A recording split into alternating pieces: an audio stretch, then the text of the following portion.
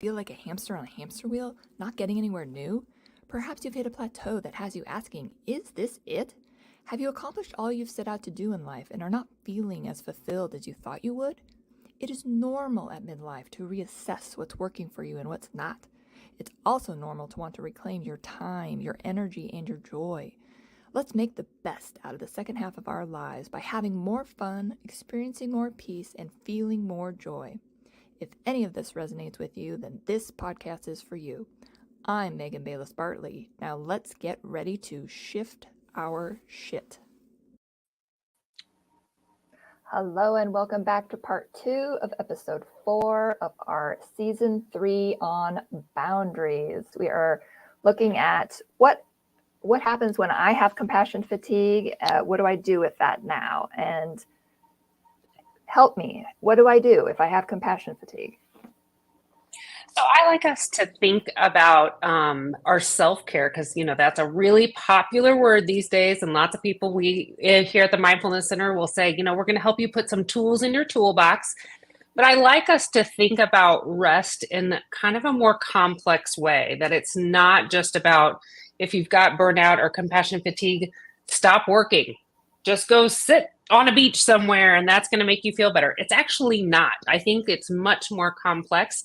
I have kind of looked up some research on just the types of rest that we all need to kind of help us feel more at peace in our own body, to feel like we're taking care of ourselves well. And those are pretty involved in each one. So like the first one is like physical rest. Obviously, the first thing you think of is like, oh, I'm going to go take a nap. That's physical rest. But there's lots of ways to rest our body that aren't just laying in our bed, even though I do find that that's a good time.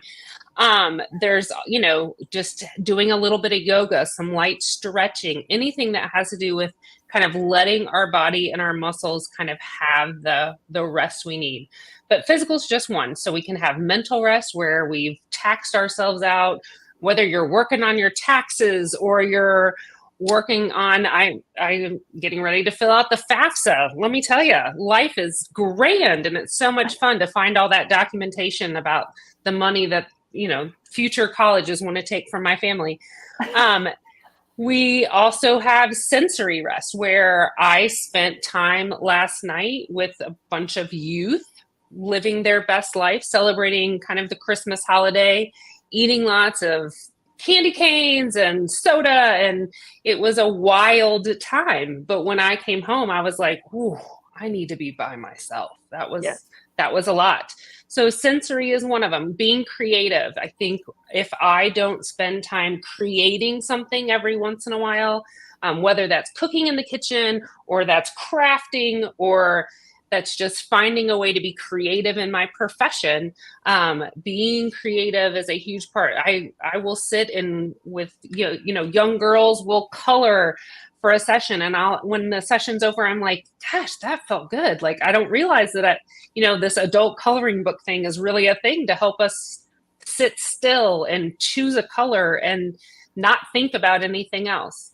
The fifth one is emotional. So whether that's getting on the phone and talking to a good friend that you trust and that you can share all of your feelings with and not be judged and not withhold anything to be like, oh, this might offend them or anything, because there's so many difficult places in our world where we have to be emotionally careful about what we say, how we say things. The sixth one is social. So again, that kind of harkens back to the emotional one where, getting out, not isolating ourselves and spending a little time hearing, the Salvation Army bell ringer and kind of hearing some Christmas music and seeing all the lights or whatever that may look like for you, having a good cup of coffee with a friend. That's always kind of helpful for renewing my spirit. And the last one is spiritual. So kind of connecting with either a higher power, kind of understanding faith, or your journey of hope and kind of expecting good to come from the world. Any way that you kind of connect with that there's something larger than yourself, I think can be very renewing for us. And it takes a lot to be, aware and intentional about getting all 7 of those categories in when we're already busy. We talked about, last episode about baking cookies and doing all the different things, that buying presents and wrapping things and getting gift cards for the teachers and all the different things that kind of happen during this season. Whether that's Secret Santa gifts or that's just having the right outfit, ugly sweater to wear to the next event. So,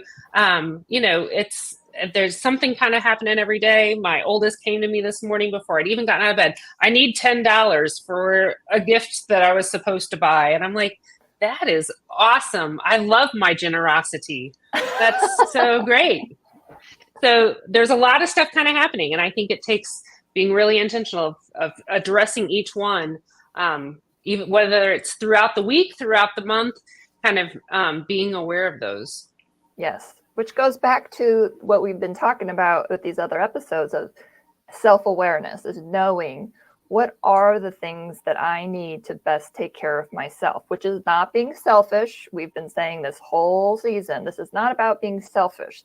This is about knowing, like your car needs gas to go. Your car needs an oil change every once in a while for maintenance. You're probably going to need new tires. Like we know all these things about the car. We are aware about what the car is needing.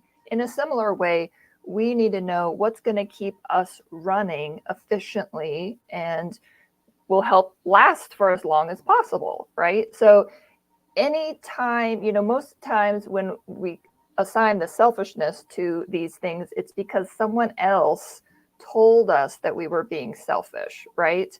And usually that happens when that person, you're not giving that person as much attention as they want. But that doesn't mean we have to give them that amount of attention that they want. We need to, kind of what Britt was saying about the mutual energy, is we need to understand, how much attention can I give that person? And clearly they need more attention, but I can't give that to them. They're going to have to figure out where to get that attention somewhere else. Yeah, I think this is really related to compassion, self-compassion. Yes. That deeper sense of I am worth taking care of myself, and self-care. As helping professionals, we often put that on the back burner so that we can keep helping other people. And that sense of, especially Elizabeth, that holistic sense of self-care is truly a deep act of self-compassion for ourselves. But in order for that to happen, we have to believe that we're worth taking the time to do that. Absolutely. And an inherent worth, right? Like that just because we're alive and we're here today, we are worthy of that self-compassion, not because we did something or achieved something or got to some place or whatever, but that's just, we inherently are worthy of, knowing ourselves and being compassionate towards ourselves. Most of us, we treat other people way better than we treat ourselves, right? And so we need to be our own best friend, right? Like, so that however we think like, oh, I'm such a good friend, I would do all these things for other people. Those are all the things that we need to think about doing for ourselves too. Yeah, I think and it's all easy of to this get is lost. Sorry, Britt. I think it's easy for us to get lost in this process. I know, having more than two people, it's a little bit harder today. Yeah. I think we find so many times where someone has their hand out needing our help. There's the, here's the reality of my life. And I have to kind of say, oh, I need to stop and realize, what are all the things that are going to happen in my life over the next week? What are the things that are happening?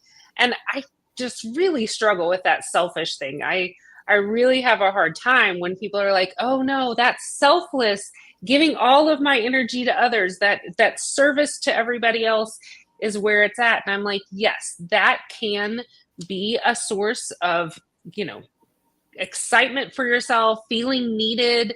Those are all things that are helpful. But I think taking really good care of ourselves allows and models for other people that this is appropriate. This is something I hate to say should, but at the same time, it's like, this is part of being able to do for others. it needs to be the front line rather than the back burner. Yeah, in my practice of therapy, I work a lot with clients right at the beginning around values.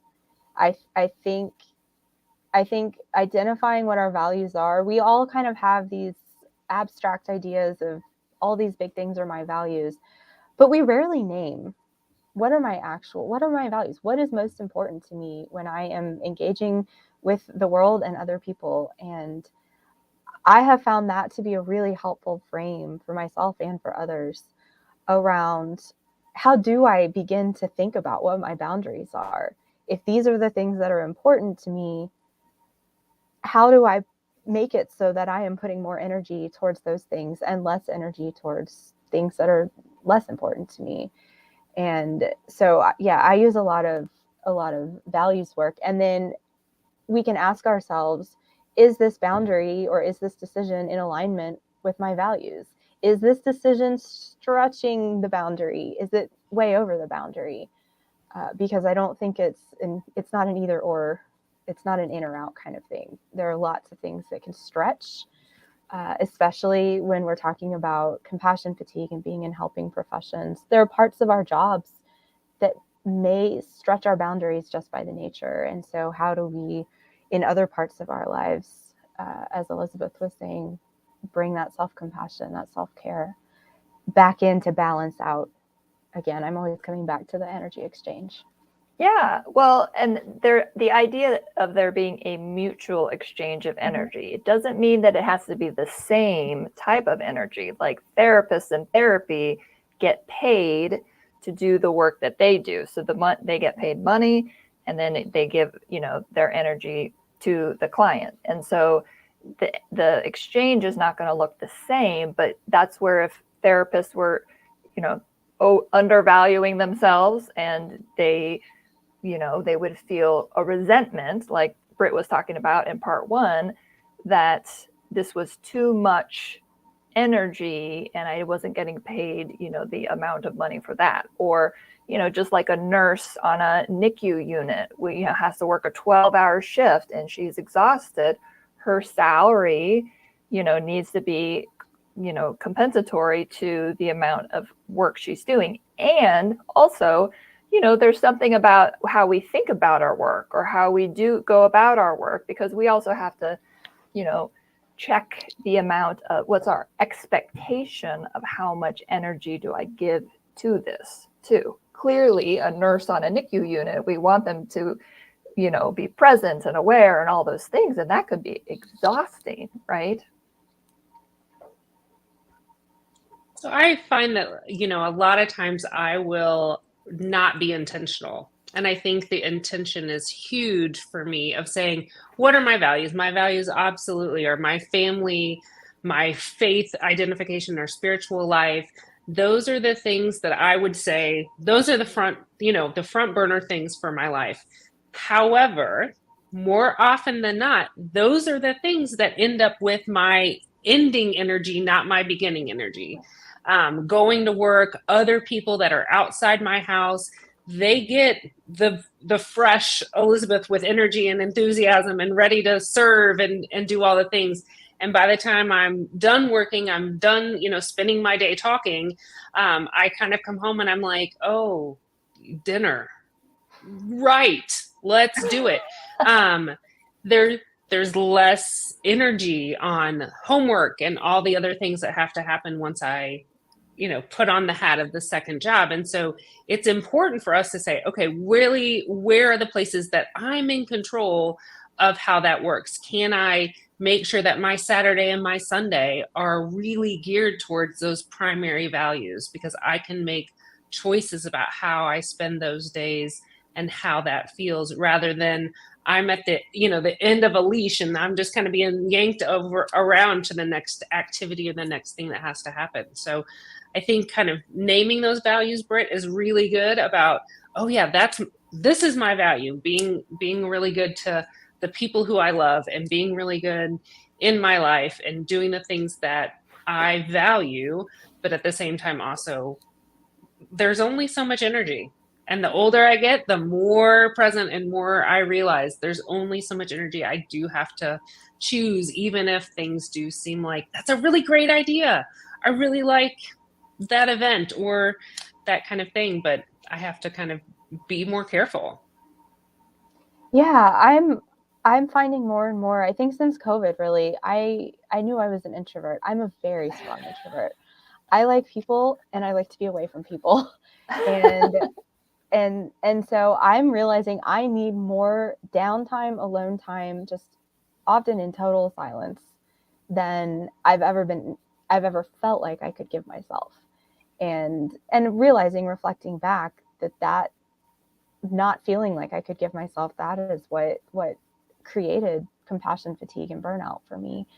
And so I think I'm coming to see, at least it's a process, but of boundary setting feels like truth telling to me at this moment in my life, that my yes means yes and my no means no. And I feel that deeply in my body often. And I think that's an important part of this, is listening, pausing for just a second to listen to, am I saying yes and my body is saying, oh, I really don't want to do that? Am I saying no, and just because I'm maybe physically tired, but this is something that would give me energy? And so that act of boundary setting as speaking my truth about how I can engage with other people, with myself, with the world. Yeah.